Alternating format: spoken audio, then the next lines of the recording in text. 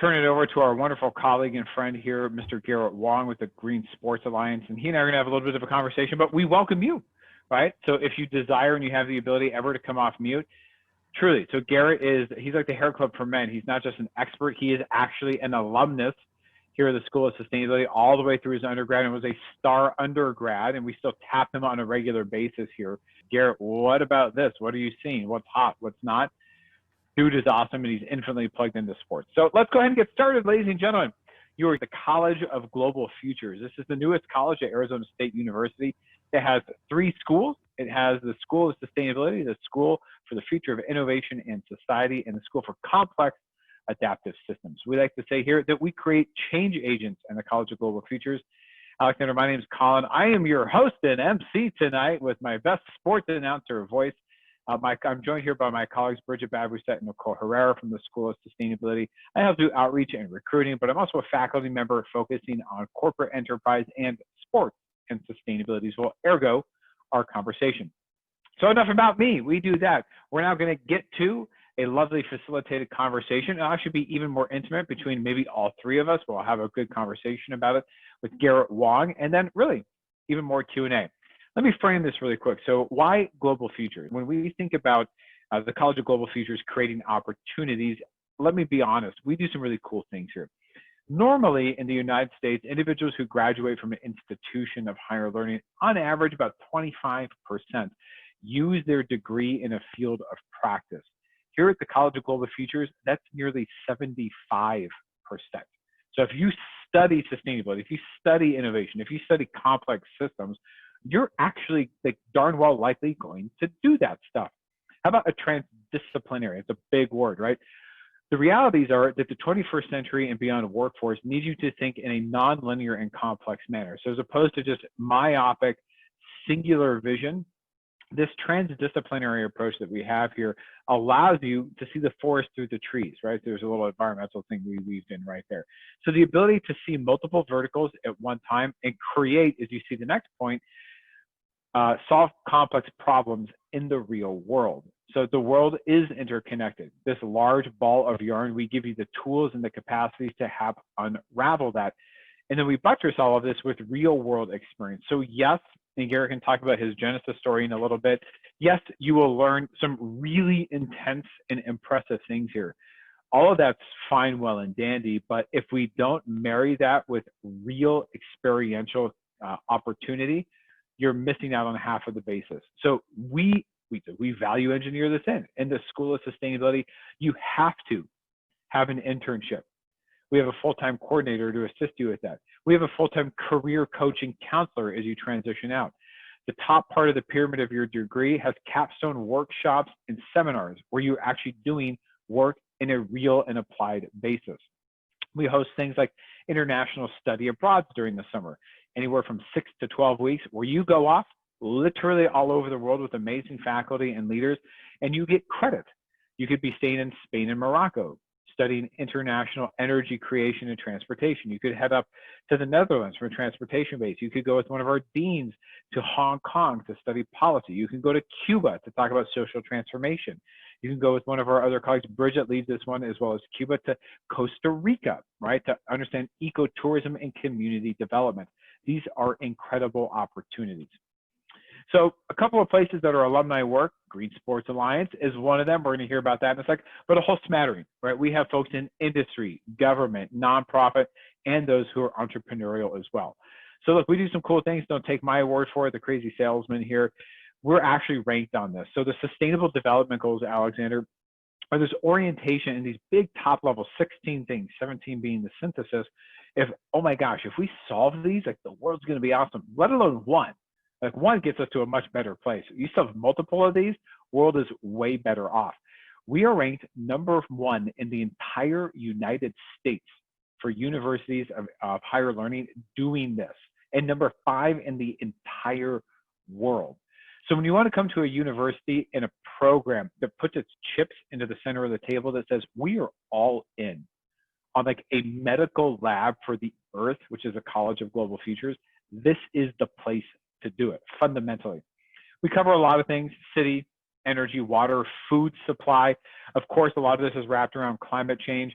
trying to understand how societal orientations and groups shift and transform, right? We're seeing a lot of that. I think Garrett's going to have some interesting thoughts with regard to social transformation vis-a-vis sport, and also things like social development and sustainable development in places like the second and the third world as well. So here in the College of Global Futures, 3 distinct colleges. In the School of Sustainability, you have bachelor's degrees in sustainability. We have a wonderful new one recently in sustainable food systems. We also have an energy certificate. Under the Future of Innovation in Society, you have 2 different bachelor's degrees along with a certificate as well. And right now, our Complex Adaptive Systems School is a graduate program with intent to become an undergraduate offering as well. So, hey, the main event. Welcome to the ring, weighing in at an undisclosed amount, Garrett Wong, who is the Member Services Manager for the Green Sports Alliance. So I'll give you a little bit of fun background here on Garrett, and I let him talk through some of this. I've known Garrett a long time, and everyone on this call has as well. Garrett is a star alumnus of the School of Sustainability. Having gone through the entire program, has a wonderful background from a cultural perspective here at the university as a whole. Has always been a nutter for sports, right? So when he and I got together in a sports and sustainability class with the NCAA and other work like this, it was a natural fit and segue. And guess what? Garrett has propelled his time and tenure outside of the university, mixing his avocation and his vocation together. Truly, this guy has more sports knowledge that he'll forget in a minute than I'll know in a lifetime. So let me turn it over to you, Garrett. Welcome. Maybe you could share with us a little bit about your quick background, some of the fun stuff that you're showing us here as well. How are you tonight? Good to see you. Thanks for that, Colin, and appreciate the undisclosed weight classes. I'm trying to figure out what would be below a featherweight in that case. You're speedy, Garrett. I've got the typical Japanese mother who always likes to remind me that I'm not eating enough. Unfortunately, when you live on your own and can only go through so much food at one given time, you just kind of got to roll with what you got, right? Right. But no, thanks for the time today, Colin. I mean, I owe a lot of my career, both personally and professionally, to ASU and my time at the School of Sustainability. I mean, especially as I came in from the Bay Area right out of high school and dropped into Tempe, knew that I wanted to make a difference with my education. I knew that I wanted to do something outside of the 4 walls of my office, outside of my day-to-day, and wanted to make sure that what I was doing was affecting something larger than just myself in the community, and to be able to do that through something that I truly am passionate about in both sustainability and sports is truly a blessing. And I mean, from the early get-go, it was, all right, what do I want to do with this degree? It was always, trying to figure out what the next piece is. Is this something that I like? Maybe not. Is that something I like? Let's just start, picking pieces of these programs, of these classes, and of these extracurricular activities that I can kind of draw from. So that stemmed from, as Colin mentioned, internships that are mandatory for students, but something that I saw as really beneficial because it forces you to jump into somewhere like the Arizona State Water Department and working with AWDR and saying, is state government work something that I'm, in tune with? Maybe not in this case, but coursework, internships, and all these other experiences led me to things like the NCAA Final Four Sustainability Committee that Colin and I were able to build up on. As a student ambassador for the school, we had arranged, actually at the time with the Green Sports Alliance, the opportunity to tour CenturyLink Field to meet with some folks over at the Seahawks and the Sounders, to sit down with the Mariners, and to meet with these, sports teams and spectacles of our communities to see, what are you doing within the 4 walls of your venue? And then what are you doing outside of that to truly impact your community? And that's where I really got teed into thinking, wow, what more could we be doing with Sun Devil Stadium? What more could we be doing with these traveling tournaments that we have with the Super Bowl, the College Football Championship, and the Final Four? And there were amazing opportunities as a volunteer to say, maybe I want to be a part of the sustainability attributes of the Super Bowl when it dropped down in 2015. And then when the College Football Championship was in Phoenix in 2016. And then when the Final Four came in 17, I mean, that succession of all of it was such an amazing experience to be a part of. But I think what the greatest part about the School of Sustainability did for me was being able to provide all those opportunities, but giving me full custody and full, reign over what I wanted to do for my own personal and professional outlook. Did I want to study abroad? Yes, that's something I knew I wanted to do in college, and the school allowed me to do that. Did I want to make a coursework and load that fit my schedule as I was working both on and off campus, and then being able to mix that in with my own personal passions for sustainability? Yes. And all the while still having the flexibility to do the, more fun extracurriculars off to the side, to make sure that I had the college experience that I knew I wanted in those 4 years. I think all of those pieces was just the culmination of, an ASU experience that I'm truly grateful for. Well, thank you to that. And I just wanted to say, you dropped in with Garrett Wong. I'm Colin Tater. I'm a faculty member here.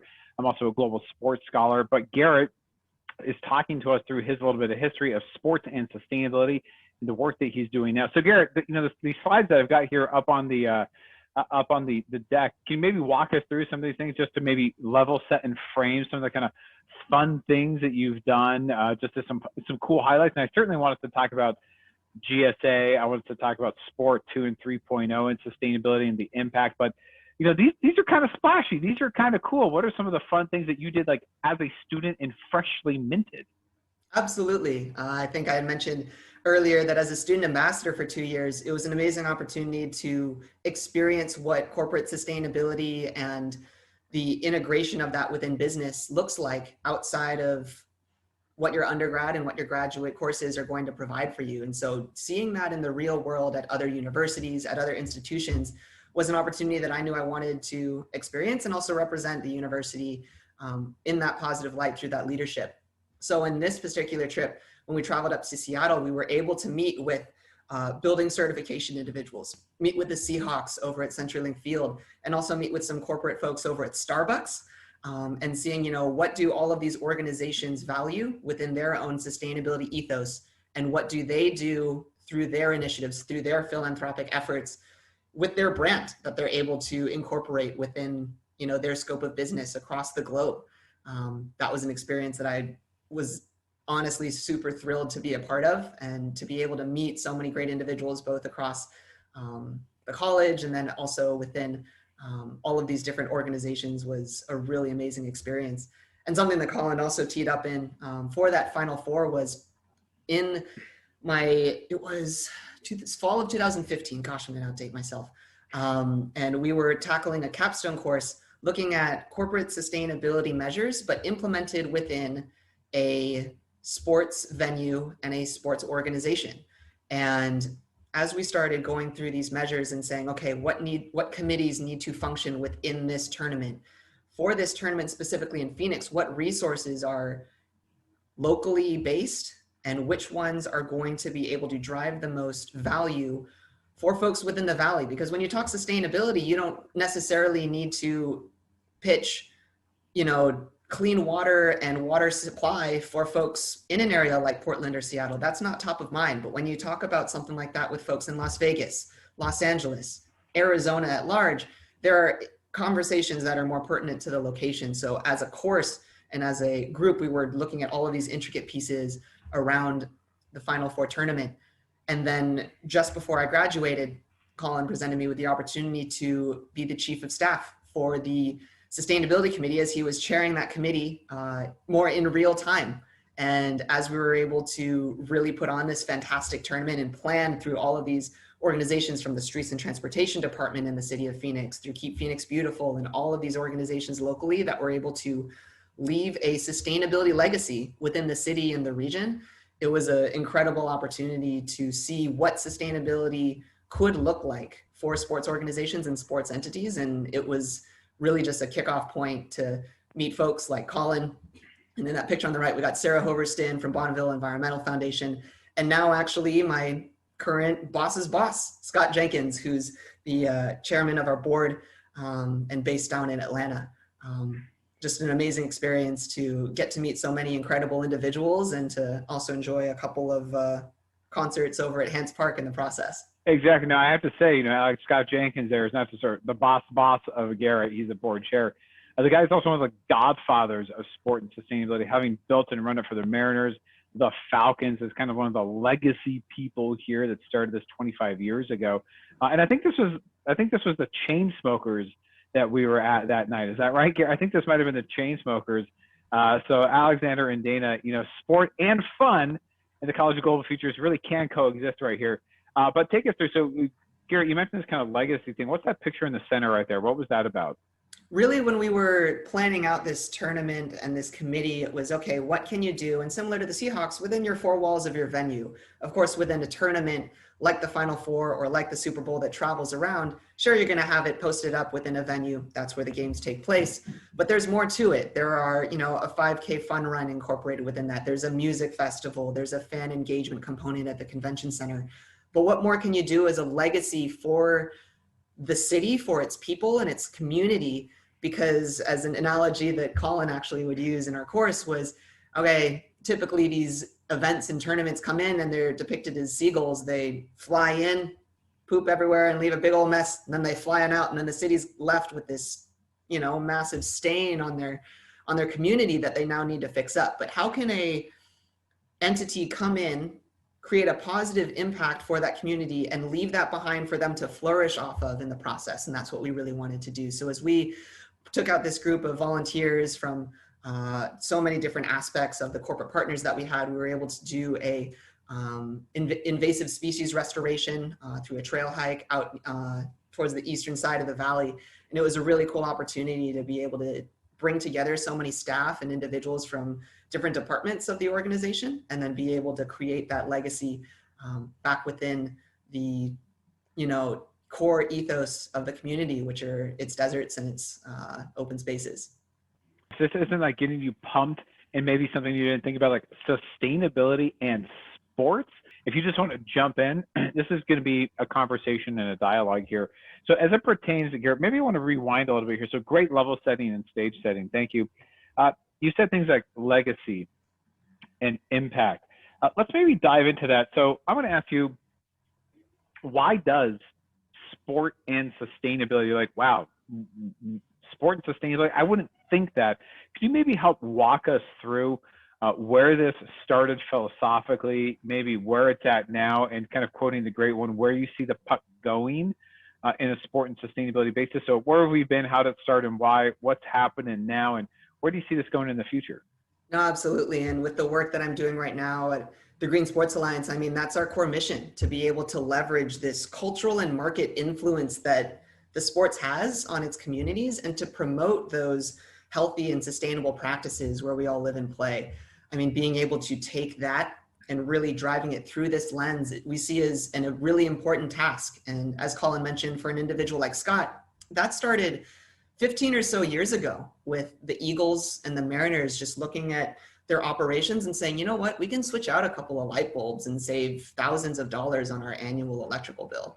We can start, looking at our recycling bins around the stadium, have a more streamlined waste system throughout the venue, and that'll cut back on some of our other costs. But as you start going through these different processes and procedures, it's okay.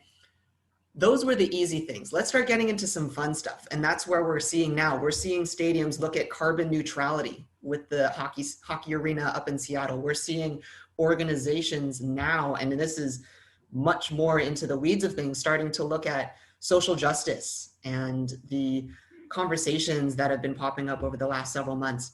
But in between, from then to here, it was a process of, okay, how do we start looking at new partners and streamlining our supply chain from its producers to how folks interact with it to how we dispose of things? How can we turn that into a circularity conversation? On the other side, it's talking with some of your community engagement folk on the team and saying, how can we take these philanthropic efforts that we do for the youth in our community and focus that in towards some of the indigenous communities that we have here within the state? How can we turn towards some of the populations here that have been impoverished due to gentrification or other aspects of what our city and our state have gone through? How do we take that and really put the New Orleans Saints or the San Francisco Giants logo on that and allow for folks to gravitate again towards this market influence that these teams and organizations bring. And that's, you know, what colleges and sports teams, their athletic programs are able to do that, and to be able to create this vision of encouraging folks within the sports industry to measure, mitigate, and advance their sustainability impact on so many levels. That's really where I see this progression moving. And the sky's really the limit here, because when these statements are coming out from folks like the NBA and the WNBA putting Breonna Taylor's name on their jerseys and all of these different pieces, those are great statements. Those are great first steps. And it also creates the awareness piece of all of these things, right? But what's next? The conversation is always, what can we do more? There is a climate neutrality goal. That's great. What are you doing now to build from that? ASU, to challenge my colleagues and friends down at the campus, I love seeing the numbers. I love seeing ranked top 10, ranked number 1, ranked number 5. But as Colin mentioned, if we could achieve 1, 2, a couple of these UN Sustainability Development Goals, we would be in a much better place. What more can we continuously do here within our teams, internally and then externally within our communities? I think sport has an amazing opportunity to reach so many different folks, young to old, black to white to purple to green, however you identify, while still being able to all come together within this sense of community. And I don't see many other industries really have the power to do that. And especially as a sports fan myself, and in a biased opinion, I'd like to say we're doing quite a bit in the sustainability space, but again, still more to come. Thank you for that, Garrett. So I think that's fascinating, right? There's more to come. The sky's the limit. So you brought up a couple of things. Maybe we'll go into some of these verticals. You talked a lot about things like justice and equity in the conversations we've had now. You know, there's, you know, a lot of, I would generally say, positive movement from a diversity and inclusivity base here vis-a-vis sport.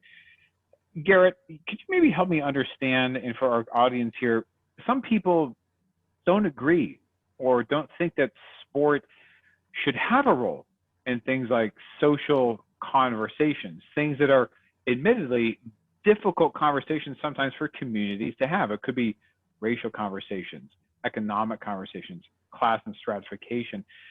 What do you say to that? So when people say, oh, shut up and dribble, or who don't like what Mr. Kaepernick has done or inspired, and say sport has no role, I mean, do you have any historical context of how sport has maybe been a narrow end of a wedge? Does sport belong in this space? Has it helped before? I mean, you look at the pioneers of so many different industries, and it all comes back to sport. It's names that are as recognizable as Billie Jean King, Jackie Robinson, Colin Kaepernick, Muhammad Ali, so many innovators in the space that stepped up and said, you know, this is our role as athletes, as leaders, and as role models within our communities to showcase what it means to be larger than life, to really go outside of their day job, which is acting in a sport, and taking that then on and off the field and saying, we're not just going to live this kind of polarized life, we're going to bring this to the television screen and to bring this to people's homes to say, hey, how do we as a community come together and literally suit up for things like COVID re-entry, for being able to build our communities stronger through a sustainable lens? And all of these conversations are so much more prevalent now through conversations that they're having with both their corporate partners, their media rights holders on a business side, but also within their communities. These athletes wouldn't be talking about it because they have contracts and dollars and cents behind it, but because they're genuinely passionate about these spaces. You look at folks like Megan Rapinoe, you look at others within the space that step up and say, this is something that needs to be spoken about. And with this platform that we have as role models here with this next generation, how can we really build upon these conversations? Why is it that LeBron James and so many of these athletes are coming together and saying, let's build these stadiums and arenas in a way that we can have voting centers in the hearts of our downtown communities for folks that may not have access to that come late October, early November. So many of these conversations are so important outside of just the environmental sustainability conversation, but now we truly are seeing these social sustainability, social justice conversations really coming to the forefront here in the recent past. Awesome. So in some of our previous sessions, Garrett, and as you know, my penchant for things like corporate sustainability, we've talked about the role of business. Now let's be honest on the call. Sport as a business, right? So maybe I'd be interested, because we've talked a lot about the glowing nice things of sport, right? Here in the College of Global Futures, we tackle difficult subjects because the world is fundamentally incredibly complex. We can't be Pollyanna-ish about this sort of stuff. Maybe I want to bring something up, and you can help us maybe understand the internal calculus, some of the dissonance, and again, this leadership opportunity.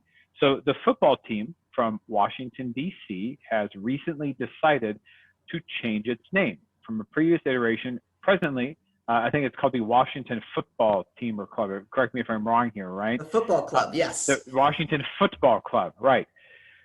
They have for years had very strong feedback that they were not going to do this. Could you help us understand, because again, sport being a narrow end of a wedge in some areas, gosh, there might be some times where some sports might be a bit of a laggard, or organizations. What helped precipitate this? And how do you see that as again, a further catalyst moving forward? As long as my friends over at, that organization that has brown suited up folks and sock tans up to the knee don't get mad at me, I will drop in their competitor's name. But what happened was the Redskins, previously named, had been sponsored very heavily by FedEx. And since the late 90s, it was a conversation of, here's where we want our dollars to be in front of the fan base within DC. And this is how much money we're going to be putting down for the next 20 plus years. And now is these conversations of, do we keep it? Do we leave it? What should we do as an organization? What is our community saying? The shift wasn't necessarily that players, teams, the community was speaking out on certain pieces, because it's been an ongoing conversation, as you mentioned, Colin, for a very long time. Suddenly, when a representative, be it a individual within the financial office of FedEx, comes over to now the Washington Football Club and says, hey, we don't want to sponsor the team if the name is still formally known as the Redskins. We would like it to be changed. And if it is not, we would like to take our dollars elsewhere. Immediately like that, literally overnight, press releases, announcements, the team is changing their name. They're going to rebrand in a process that typically takes years of planning. But they said, we can do it in 3 months. And we may not come up with a great team name, but we're going to roll with it in this restart of a season. And just like that, it shows how important these partnerships and these branding opportunities aren't just as prevalent enough for the corporate organizations, but for the teams themselves. When an organization comes in and has that much leverage and leadership to say, here's where we want you to change things. And when they have to react in a way that says, okay, now is when we're going to step forward and start pushing in a different direction than we've been doing for the past 23 years, that's when you really start seeing the impact of corporate partnerships working towards a more sustainable future. So I love it. That's powerful, right? So Alexander, Dana, like, that's a really interesting story of maybe an organization might not have pushed. You had a corporate influence and standards, saying, hey, we've been a long time partners. If we're in a continuous relationship, it's got to be on these terms. Quick change. Now, Garrett, maybe reflectively back. So I'd be interested, you understand the business, you understand the corporate links here. You understand the global issues facing us, such as climate change, that we're in a climate crisis, an emergency, and that myriad businesses, basically all of the Fortune 500 for our guests joining us, have a chief sustainability officer, director, manager, or equivalent. They have stated sustainability goals, often aligned with things like the Paris Climate Accord. Some of them have committed to things like science-based targets to reduce their impact on the world to a 1.5 degree centigrade increase in climate by the year 2030. So I'm fascinated maybe of this kind of push and pull between sponsors, because that's the purse strings right there. The teams, like their revenue, sure, we get merch and sales, a lot of the purse strings from those corporate folks, but they don't have the brand reach of sport, right? I know you and I talked about it in previous things, the difference between like Intel and sport leagues, right? So where is that opportunity as you see this moving forward? Because companies have stated goals. They do impressive things. but people don't name their kids after an Intel computer chip. They name them after Oakland Raiders players, right? Like Bo Jackson and Marcus. You're like, oh my goodness. So what are your thoughts on this kind of push-pull dynamic opportunity of how do we go further, faster through a lens of sport? Absolutely. And I mean, I'm just, multitasking as I do best here in some of these Zoom calls. It feels like it's just the day in and day out of things, but it just took a quick 5-second search to go onto Twitter and see that the Yankees have over 3 million followers on their Twitter page. And immediately like that, when you have an organization as institutionally to its core in the Bronx of the Yankees and the pinstripe jerseys saying, we are going to sign the UN Sports for Climate Action Framework. This is important to us. And this is what we are going to do as a sports organization to commit to these goals for the sake of our community, our fans, its players, and our staff. And when those statements are made and when those actions are taken, it revolutionizes how folks see a team, how they see the team's partners, how they interact in that community. And that's a piece that is being done in so many areas across the Premier League across the pond, and seeing all of these organizations taking strides towards a more sustainable future. These corporate organizations come in and see that these sports entities reach their fans in a way that many other entertainment industries do. And when you have a FedEx or a SC Johnson or another corporate organization coming in and saying, hey, we want to create a positive change here in the community, and we want to leverage this influence that sports can bring to its communities and reach the consumers where they're at, within their homes, on a TV, or in their venue. Right now, the in-person venue piece isn't as available for a lot of folks across the country for many reasons, and obviously coronavirus being the major one. But when you're able to impact folks within their homes in such a way that allows for these corporate entities to market their core values and sustainability towards the fans and communities that are also their consumers as well, it's an amazing partnership opportunity for folks then to see that sponsorship alignment in both the dollars and the revenue side of things, while also seeing those goals and missions on those broader sustainability goals also in tune.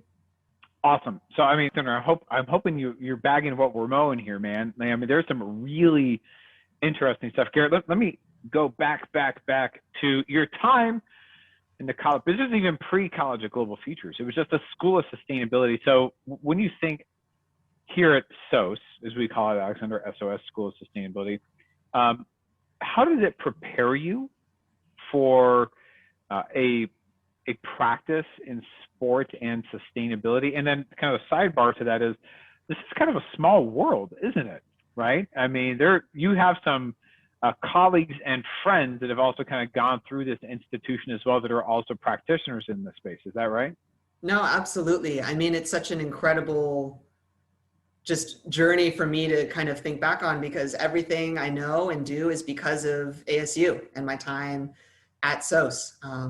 All of this knowledge around sports marketing, all of this knowledge around sustainability, integration to corporate organizations, the systems thinking components, seeing that in a futuristic lens, while also being able to plan all of those financially and economically through these organizations. These are all pieces that I had learned through my time at SOS, and seeing so many of my other colleagues doing the same thing, whereas sports wasn't their shindig, right? But there are folks, like even in this picture, I've got my good friend Tara over there in that picture, now working over at PepsiCo and Frito-Lay down in Dallas and looking at their supply chain in a sustainable manner, to see folks working in city government, to see folks working in community nonprofits, and even Maddie now working over at General Motors up in Detroit.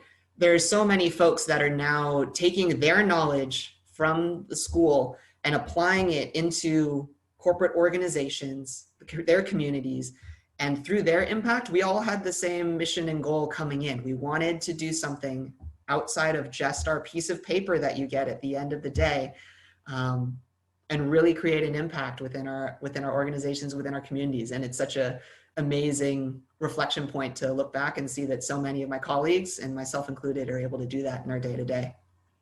I love it. I love it. But this is also a small world as well. I mean, you've got people like your colleague Megan, right? Now, you were in an undergraduate program. Megan was technically in graduate school, but you guys work together and likely you still interface together. Is that right? Yeah, give me some examples of what is the culture like, perhaps, of the sport and sustainability sector? Is everybody kind of a jerk and aloof, or is everybody kind of warm and welcoming and fuzzy? Like, what's this like in this space?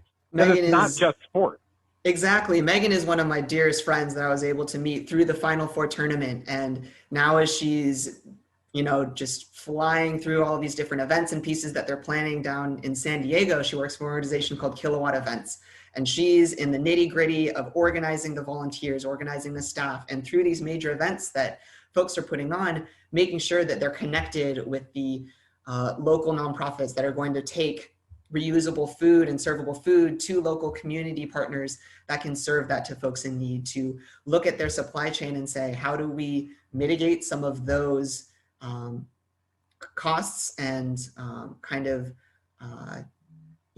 pinpoints, and being able to say, okay, here's how we can create a more sustainable event and allow fans and participants and spectators within these events to really have a more holistic experience here. I mean, and it's funny to think, with so many of the partners that we work with, I mentioned the Yankees, the Giants, the Mariners, across all of these different teams, the collaboration couldn't be more prevalent. I mean, the opportunity to connect to the Timbers, the soccer club up here in Portland, over with the Sounders up in Seattle, we're building out new competitive schemes and how we can, measure our energy and water usage between each stadium, and being able to compare that and create a fan component to that.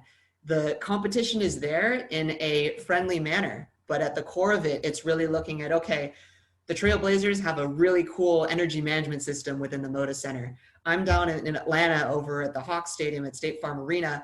I would really love to learn more about that technology. My friends over at the Cowboys say, hey, we really want to look at that system because we've got a big honking dome that we got to power at most Sundays in the fall, and how do we mitigate our energy usage through the technology that other folks are using?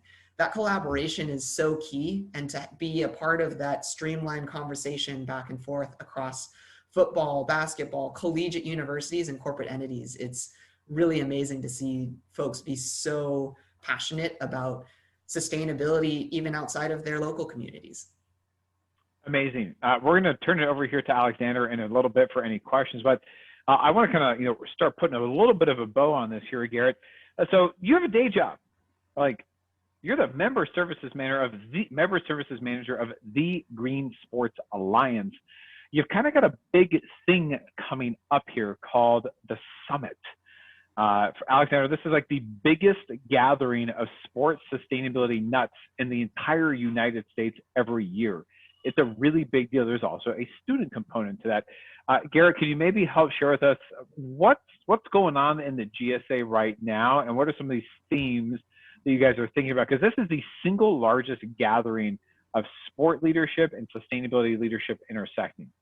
Absolutely. If there were two things that the Green Sports Alliance is well known for, it's our ability to collaborate through across all of our members and our partners. As I just mentioned, from the Timbers over to the Dolphins and then up to UNLV, so many folks want to come together and collaborate. But typically, if it's not done throughout the year, it's done centrally at our annual conference, which we call the GSA Summit. And this being our 10th anniversary here in 2020, of course, everything going a little bit haywire, we've pivoted to make our summit, instead of an in-person engagement, to a virtual one. And I'm really excited to say that, we have a huge slate of speakers talking about things like COVID reentry into stadiums now that folks are welcoming in players, staff, and even fans in some areas. We're talking about social justice. We're talking about diversity, equity, inclusion as it revolves around the recent injustices, and also the conversations around gender equity and gender inclusion, also racial equity and racial inclusion. So many of these conversations are going to be, of course, umbrellaed over topics of investing in our next generation of athletes for the youth, sports component, to be talking about regenerative food solutions and food waste, renewable energy solutions. All of these conversations from folks across the International Olympic Committee, who put on the Olympics every 4 or so years, depending on which one you're more in tune, either winter or summer. And then looking at other organizations like ESPN, NASCAR, Major League Baseball, the National Hockey League, and so many organizations that are coming together to say, this is the place where we want to talk about what we're doing collaboratively and how we can share our best practices with others so that we can continue to grow this sports screening movement out into something much bigger than what it is today. Well, I don't know about you all. I feel like I need a water break. Like we need a quarter break right here. Holy smokes, Garrett is bringing some thunder. So hey, let's open this up to a bit of a conversation here. You've got a sport expert here who's not really doing the work, but has been a student, right? Is in your shoes, was considering where to go from kind of the East Bay Area, Stanford region, came to ASU. Right, made the move out of state to a university of choice. So, Alexander, what are maybe some of your thoughts or questions that you might have for Garrett? Well, first off, thank you for the presentation. It was incredible with all the different information that I learned in just a short amount of time. So thank you for that. And second off, so Garrett, what exactly is like a normal day in your job? Yeah, that's a great question, man. I think for me, it's really a key piece of 3 things. It's talking with our members and seeing what their needs for today and tomorrow are going to look like. Some folks, like the Miami Dolphins, are already bringing fans back into their stadium. What does that look like? What are the precautions and measures that need to be taken now so that they can bring back folks for Sunday's game? And so really just being on the phone and emailing and having those collaborative pieces of, okay, the Dolphins need to talk with the folks over at Clemson because they're welcoming back fans in and they had their first home game last weekend. And then we have to connect with the Trailblazers over with some of the folks down in Orlando at the bubble so that they can take some of their health and safety precautions and some of those measures back to their stadium. And so that collaborative piece is a major piece for me, and that's pillar number 1. Pillar number 2 is really looking at, okay, how do we build out this conversation for others that aren't already a part of our network? So how do we bring in student athletes into these conversations? How do we bring in other colleges outside of the Power 5 unit that we have at our core? And how do we bring in more individuals into these conversations so that they don't feel as isolated on their own campus, but more inclusive across this network that we've been able to create? So that's another major piece that I have incorporated in my day-to-day. And then the third is really just the planning stages of things like our Green Sports Alliance Summit. In a typical year, we'll be having 4 to 5 events over the course of the year, given it may be a regional symposium over in St. Louis at the Cardinal Stadium. It may be a collegiate symposium that we actually hosted at Sun Devil Stadium last January, or it's something as big and grand as my colleague heading over to the Super Bowl last year down in Miami, or even myself and a couple other colleagues having to jump down onto Bourbon Street in New Orleans for the college football championship this last January. And so being able to touch down and seeing the sustainability impact we can make on the ground, and then being able to build out these sustainability, goals and impacts to leave these legacies in the communities on an in-person basis. And that's the major 3 pillars for my day-to-day. So that's dynamic. Alexander, what else do you have? So would you say that this field is really increasing in demand currently? No, absolutely. I think when I jumped in, 2 years ago, this was a field that was exponentially growing, and we're still seeing a rise. I mean, every instance that I see a job posting that a colleague will want to send to me, it's because they know that we at the Green Sports Alliance are integrated across collegiate and professional sports stadiums and venues, and they want more sustainability like-minded individuals to come be a part of the Coliseum team down at University of Southern California, USC, or they want to be, Mike's counterpart up at the New York Mets Stadium and Citi Field up in New York.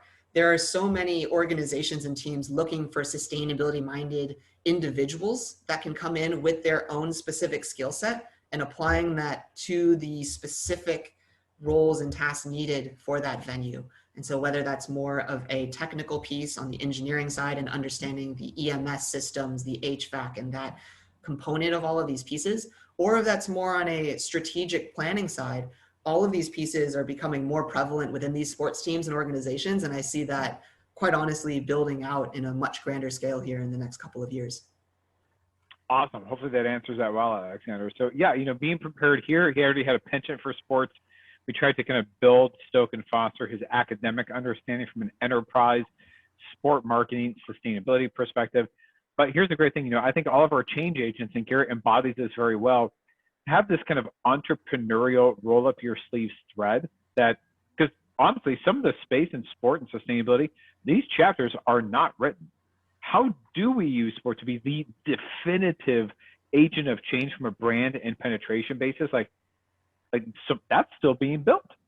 So there is upward bound opportunity here to use this delivery vehicle, the sabot, if you will, of sport in order to catalyze massive global behavioral and operational change. And I know that's why Garrett has been so successful and passionate about this. And just hearing some of your questions, Alexander, seems like this might be an interesting fit for you. Is that right? Yes, it is. I have another question. Sure. This is more about the academic program itself and not the job. So how does the study abroad opportunities relate to the sports sustainability side of all this? Yeah, I mean, Colin, I can speak from my personal experience Please. if you'd like. When I studied abroad, it was in a summer program, which really fit my schedule as I had obligations on campus. I was working part-time, and I knew that I wanted a study abroad program that obviously fit my personal interests and my travel passions while also aligning with my coursework. So the 3-credit course that I took was a trip to Spain and Morocco, and that was looking at a dual government policy kind of course and seeing what types of renewable energy policies are out there compared to what we have here in the States. When you look at the last monarchy standing in Morocco, when you look at the structural and confusing process sometimes that is the EU, what do they look like? How are they similar? How are they different? All of these intricate pieces of government understanding around energy policy was something that I actually came back with a further understanding of just how systems work within sports organizations. You have a owner that oversees the building and the team, but then you have a venue management team that sees the integral groundwork and sometimes what the fans interact with. But what they see is the team personnel component. So now the team personnel need to be in tune with the sponsorship folk who are going to mesh that with the venue folk underneath the leadership of the ownership. Those types of systems thinking pillars are things that the school at ASU was able to really instill through me, through both the study abroad program, through its coursework. And while I was studying abroad, it was an amazing opportunity, of course, to see the world, to be in 2 countries and quite frankly, continents that I'd never been to before. And then also being able to drive that back into my core coursework and keep me on track to graduate in 4 years. And so all of those pieces were really integral and for me to see sports in kind of a new light, while also being able to dive into a energy policy standpoint that I was very much so interested in, still am to this day. I love it, Garrett. So Alexander, yeah, that systems capacity, right? The study abroad wasn't on sport precisely, but that mental framework that was given to Garrett and how he worked through those complex problems, that systems dynamic and strategic competency, these are things that we teach you expressly here on the academic side of the house. Those are real world transferable mindsets, right? Or even thinking about this as like a whole sport governance model between, different state lines, interstate commerce and trade. How do you manage or use sport, and should you, to what extent, to be a social catalyst of change? Do you simply tell sport teams, go do this? Well, it's a lot more complex to that. Many people don't understand the incredible complexity underpinning everything: player contracts, stadium, city governance law, interstate law, multi-jurisdictional ownership of team-based assets or facilities. Like, this is really obnoxiously complex. And if you can't unravel that ball of yarn, you're not going to make change. And Garrett's been able to do that, right? He sees through this complexity. He's like, I get it, right? And now he's rolling up his sleeves and he's living the dream. Sure, not a problem. No, we're going to be wrapping up in just a few minutes. So you start ruminating on that. Garrett, we're going to come back to you to kind of to cap this off here. So I'm just going to run through a couple more things here in our slide deck. So we've had a great Q&A with Garrett. So here's my and my colleague Bridget's contact information. Alexander, you can snapshot this. This will also be available on our YouTube channel later this week and this evening. So bridget.babusset@asu.edu, colin.tatro@asu.edu. You can reach out to us anytime. Think of this as kind of like your personal concierge and link to Arizona State University and the College of Global Futures. So we would be happy to connect on phone, hop on a Zoom chat, or if you ever want to make the trip out here, we are doing limited in-person conversations and tours as well. It's really nice. It's starting to get cold there, right? You don't have to shovel sunshine in Phoenix. That's true. Correct. You know, it's cold here when it hits below 70 and everybody puts on a parka, but really you can sit in your backyard and drink lemonade on Christmas, which is wonderful. So here's again some of our humble brags. We're doing some really big things here at Arizona State University. So Garrett, on behalf of the entire College of Global Futures, the Dean, our leadership, Bridget, Nicole, and myself, thank you for spending some time with us. Really, you've brought us through a lot of really fascinating conversation of where sport's been, where sport is at, where sport can and should be going, and the opportunity for change management there. So, hey, let me pass the ball over to you, and maybe you cap it off for the night for us. How's that sound? Appreciate it, Colin. I mean, this is an incredible experience, obviously, to share some of my experience, both from the school, what I'm doing through the Green Sports Alliance at present, and really excited to see that the school is continuing to grow, that our reach is being able to reach so many more individuals, and that there still is a growing interest for folks to be a part of this new sustainable future that we're all being able to build here. Thank you so much for this opportunity to be a part of this conversation, and always happy to help and jump in where I can. Awesome. Hopefully this has been enjoyable for you. And this is just a piece, right? So sport is a little slice of the myriad things that we cover at the College of Global Futures. So when you put all of it together, you wrap it in a big bow, you create change and opportunity. So I want to say thank you for joining us today. Any other last questions before we wrap it up for the night? No, thank you. This was a great presentation. Thanks for taking time out of your day to educate me on this program. No, we're glad to have you at More to Explore, and we hope to see you in application. Shoot us an email soon, and we can't wait to have you be a Sun Devil. How does that sound?